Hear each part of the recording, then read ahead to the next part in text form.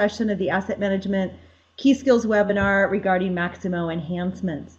Today's instructor is Jamie Anderson. Most of you probably know her name from the FMP Help Desk.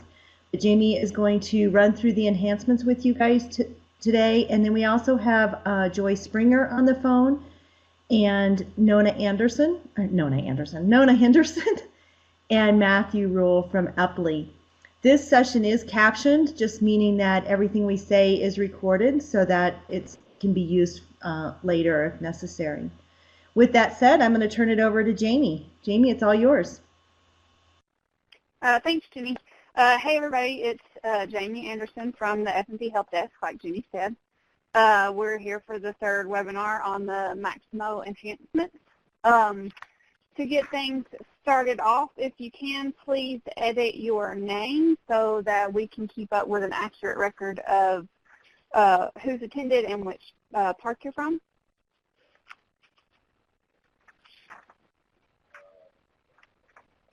You can edit your name by going up to where there's 3 bars, click that down, click Edit My Info, and then you can enter your full name and your Park Alpha.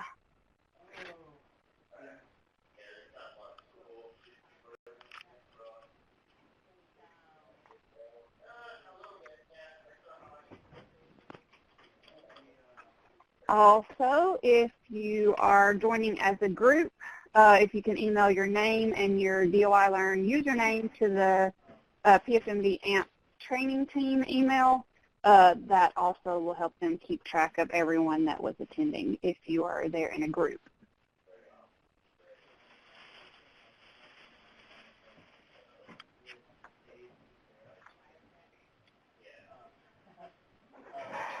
We'll go over just a couple webinar basics. I'm sure most of you are already pretty much familiar with it. If you have any questions, you can use the chat pod. Joy's going to help me monitor that chat pod in case I don't see anything coming in while I'm talking. Just make note that other people may see your questions. There will also be plenty of time for voice questions throughout the webinar and at the end. Just remember to unmute your phone before you start talking. Also, if you have any technical issues, you can call the 800 number on the screen, and the IT support from Epley can assist you.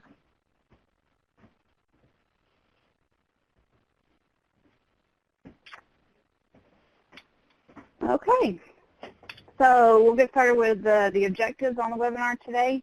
After the webinar, you should be able to explain the reasons for the improvements to Maximo, briefly describe the enhancements made, and recognize that the biggest changes were made in the PM application.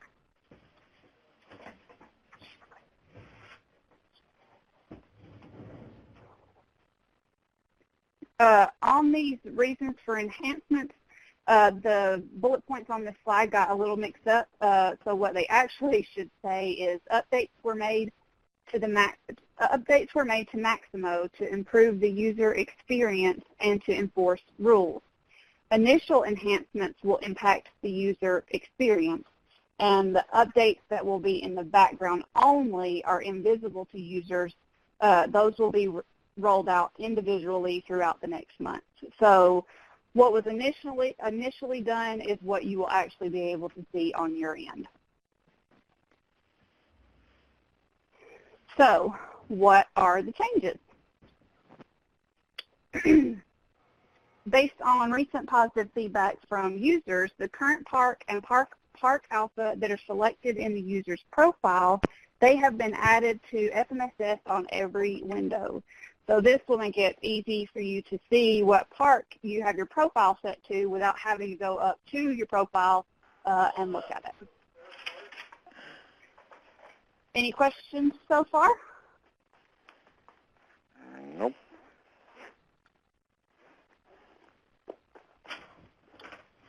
Nathaniel, I see you say you can't hear anything. Can you hear me at all? Can anybody hear me? I can hear you. I'm hearing you. I can hear you. I can hear you. Okay. Okay, good. That's Jenny down. Okay, in the work order tracking application, the FBMS fund information field will be populated appropriately for their child work orders.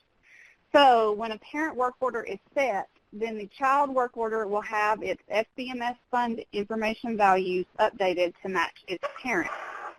Also, when a parent work order has its FBMS fund information values modified, or if the parent is removed, then the child work order will also be updated.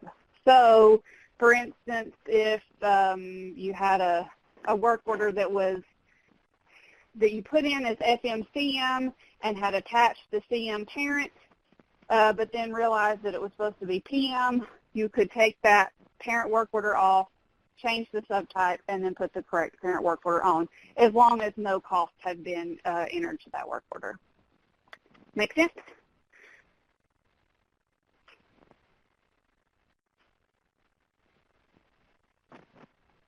Okay. Another change to, sorry, that was just a bigger screen of the fund information. Another change to work orders is the planned cost. The buttons related to adding new planned costs are now read-only when a work order is in costed status. The status now must be changed to waiting approval or waiting costs before this information becomes editable. This rule will ensure that deferred maintenance will be calculated correctly. So this means any new planned costs or existing planned costs will be read-only if the status of the work order is costed. Any questions on that?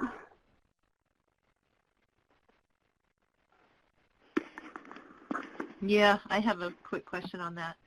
Okay. So if you go in and update assess estimate and send it back, now will it update the cost? So with SES, we're still looking into how to make SES trigger that if you don't change the status. That's since there's this outside system we have to work with to try to coordinate that. There's not been like an automated trigger or anything set for that yet. So right now, parks just need to know that they have to change the status to waiting cost before they go update an estimate in SES. So the way it is now, you can leave it in costed status, go to SES and update the estimate, and pull it back to FMSS, and the cost on that work order will update, but the total DM for that location does not. Does that make sense? The trigger for the total DM on locations is to change back to costed, and if you leave it in that costed status, that trigger does not get triggered. Okay. Yep. So if we're going to update assess, we first need to change the work order to waiting for cost. Yes. Okay, thank you. Mm-hmm. Any other questions?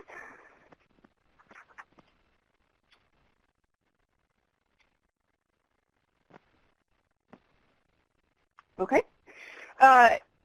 In the FRP information application, the definition for annual operating costs has been added to the help window on the FRP information tab.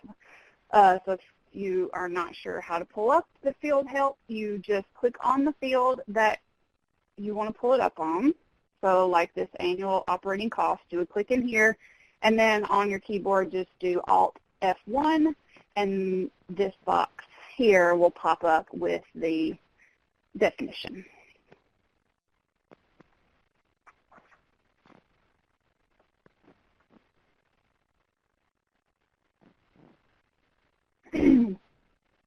Also, certain location specification attributes have been deleted to support better data quality by ensuring the system of record, whether that's FBMS, FMSS, or FRP information, is the only place the data can be stored. So for 1,800 road tunnels, there was just the one attribute that was removed.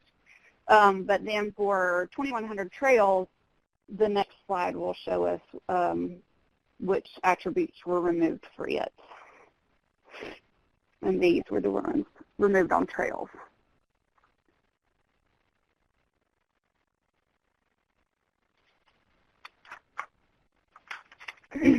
Also, one more change to the location application is in the advanced search.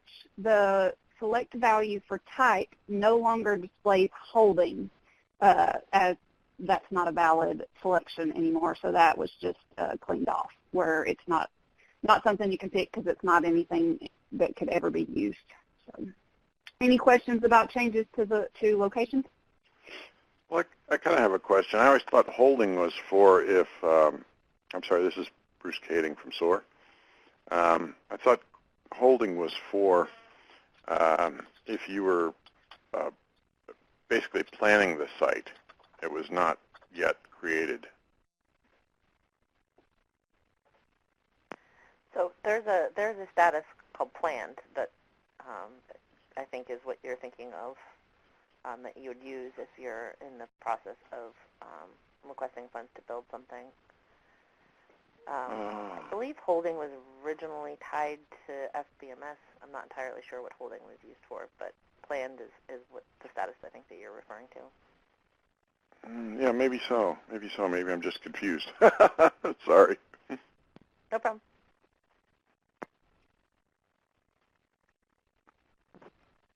Okay, any other questions?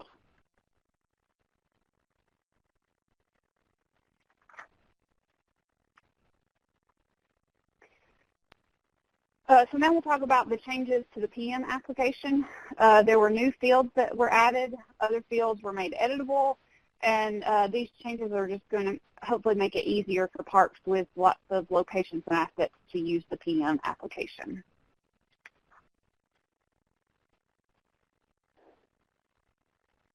So the specific changes were that both the asset and location can be entered on a PM at the same time.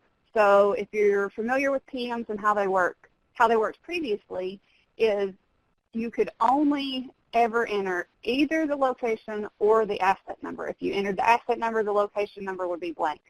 Now you can actually enter both. One thing I do want to point out, though, that it does not auto-populate the location for you. So if you put in a PM with only an asset, then it's only going to have the asset. You have to manually go in there and add the location. That's true for any existing PM records also. So if you already had PM records in there that had the asset populated, you'll need to go back to those and populate the location if you want it to be populated. Another change was the PM records attached to either location or asset records are searchable. That just means that on the list tab you can now search by either location or asset, or both.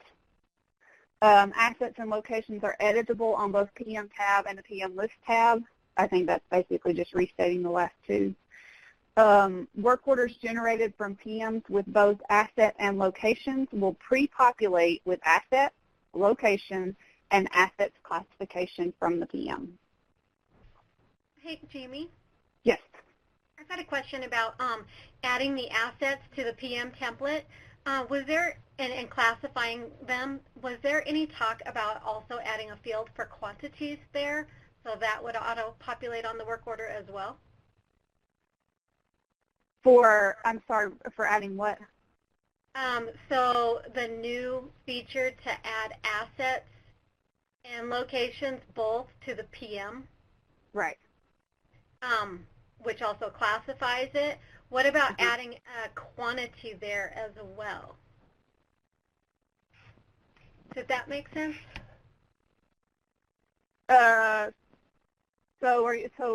Like the quantity that would get populated on the work order. Right. I was just wondering if there had been any talk about also adding that as a feature. Yeah, I don't recall there being any discussion about quantities. Okay. Yep.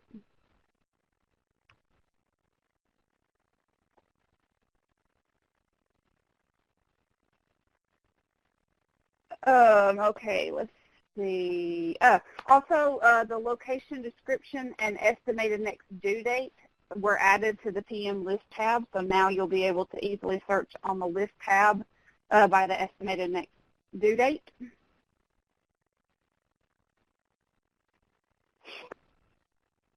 And last, the optimizer band was added to both the PM tab and the PM list tab.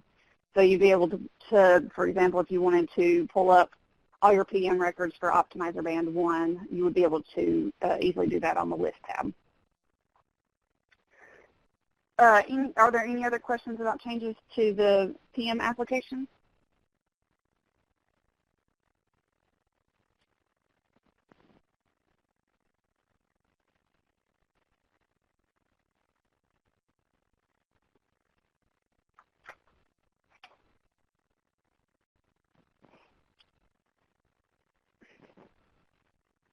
And I see like Melissa and Lori have also said quantities would be very helpful. I'll make a note of that. I'm not sure when we might be able to propose any more changes, but I'll definitely make a note of it so that next time we're doing any upgrades or updates, we can maybe get that added in there. And the reason for that is because it's a required field on work orders, so after you generate the work order from a PM, you still have to go in and enter the quantities. Right. It'd be nice if it just came from the PM. Right, yeah, I agree.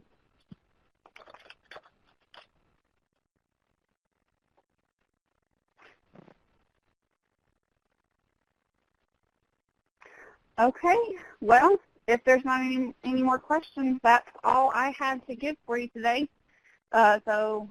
Just going over the objectives, we were explaining the reasons for the improvements and describing the enhancements and noting that the biggest changes were in the PM module.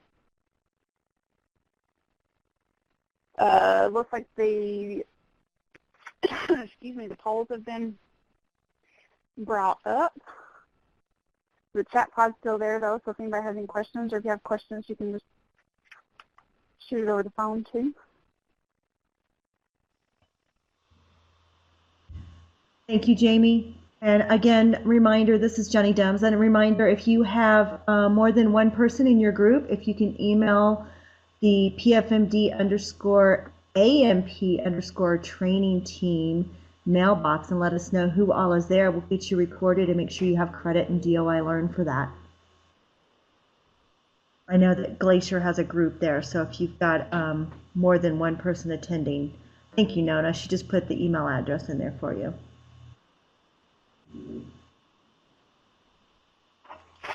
And if we don't have a group, we're good to go. Jamie, Lori had a question about the location O&M costs. What was the keystroke to get the pop-up window? And that's Alt F1, Lori.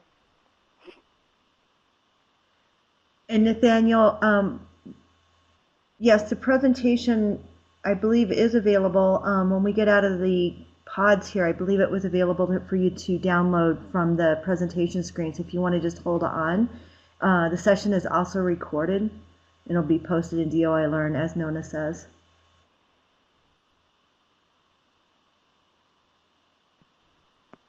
Will the WebEx brown bag for work also be recorded? Because the only session I can attend was full. I'm on a wait list. Yes, that was also recorded.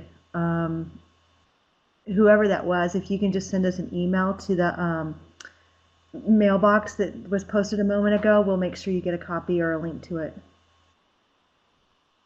Perfect, thank you. Brianna, only the people that are in groups need to email us. The rest of your names I've captured. If you've got it on the screen, I captured it. It's just if you're in a group and there's more than one person in the room.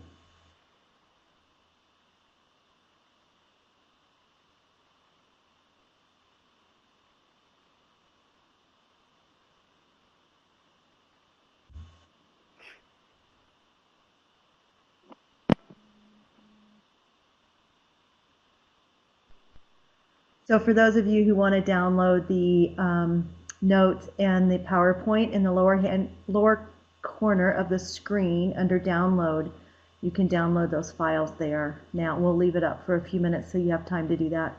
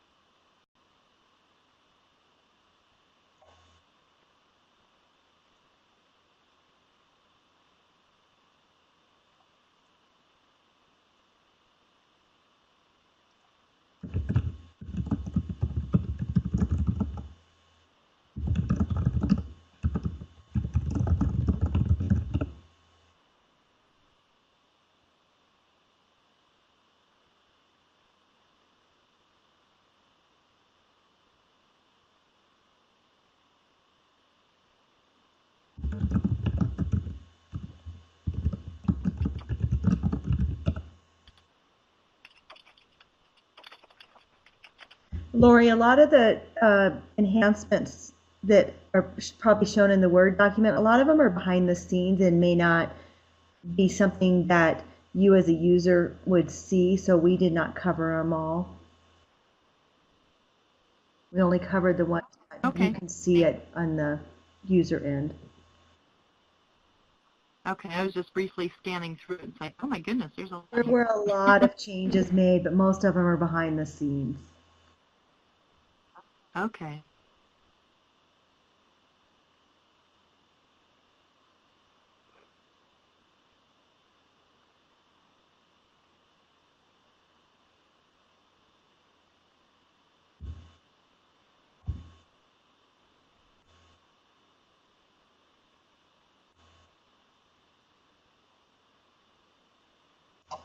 All right, if there's not any other questions, again, thank you, Jamie and Joy, for doing this today.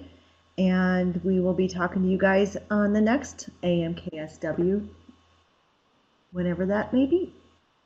Have a great day and a great week. Thank you.